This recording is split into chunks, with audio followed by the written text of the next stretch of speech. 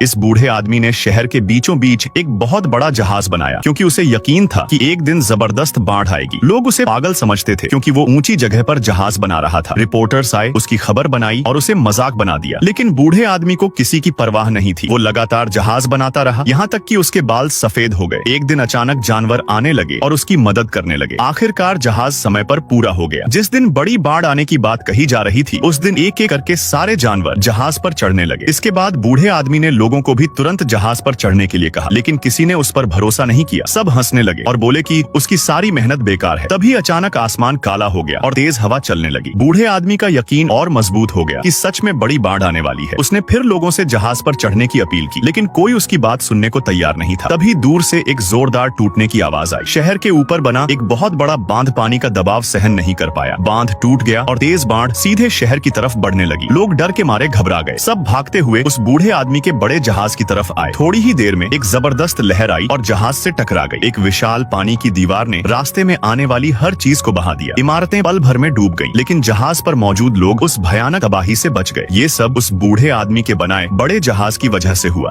एक लड़का अर्जुन कागज पर एक सेब बनाता है और अगली ही सेकंड वो सेब सचमुच उसके सामने आ जाता है। ये देखकर अर्जुन पूरी तरह हैरान भी और खुश भी। एक्साइटेड होकर वो 4 और सेब बनाता है और अचानक 4 सेब ऊपर से गिर पड़ते हैं। उसे संभलने तक का मौका नहीं मिलता। अब तो वो जोर जोर से सेब बनाता ही जाता है और ऊपर से सेबों की बारिश शुरू हो जाती है। उसे समझ आ जाता है कि वो कागज पर जो भी चीज बनाएगा वो रियलिटी में बदल जाएगी। अर्जुन को लगता है बस सब लाइफ सेट हो गई और फटाक से अपने लिए एक ब्लू लैम्बोर्गिनी बना देता है। फिर उसे आइडिया आता है कि अपना दोस्त रोहित भी यहीं बुला ले। वो कागज पर उसका स्केच बनाता है और रोहित तुरंत वहीं टेलीपोर्ट होकर आ जाता है। अर्जुन उसे बताता है कि उसे एक ऐसी मैजिकल पेंसिल मिली है जो ड्राइंग्स को रियल बना देती है। रोहित को यकीन नहीं होता तो अर्जुन जमीन पर एक केला बनाता है और Rohit classic dog eat mud style में फिसलकर मुंह के बल गिर जाता है। इसके बाद अर्जुन उसके साथ मजे लेने लगता है। वो एक लेजर डॉग बनाता है जो रोहित के पीछे भागता रहता है और फिर मजाक मजाक में रोहित की टांगे ही इरेज कर देता है। रोहित दर्द से जमीन पर गिर जाता है। गुस्से में पेंसिल छीनता है और अर्जुन का सिर ही इरेज कर देता है। दोनों एक दूसरे पर ट्रिक्स आजमाते रहते हैं। इस मैजिकल पेंसिल के साथ उनकी जिंदगी पूरी तरह बदल जाती है। दोनों एकदम टॉप लेवल की लाइफ जीने लगते हैं। लेकिन कुछ ही दिनों बाद बुरी खबरें आने लगती हैं। टीवी पर न्यूज चलती है, किसी का लॉन में खड़ा ब्लू लैम्बोर्गिनी अचानक गायब हो गया। एक बच्चे का नया नया लाया हुआ केक हवा हो गया। ये सब उन्हें समझ आ जाता है, किसी की चीज को कहीं और ड्रॉ करके पुल किया जा रहा है। ऐसी और घटनाएं ना हो इसलिए दोनों भारी दिल से वो पेंसिल उठाकर समंदर में फेंक देते हैं। समय बीत जाता है, कितना किसी को नहीं पता। एक दिन वही पेंसिल एक सुपर पावर्ड लड़के को मिलती है और दुनिया एक नई खतरनाक कहानी की तरफ बढ़ने लगती है।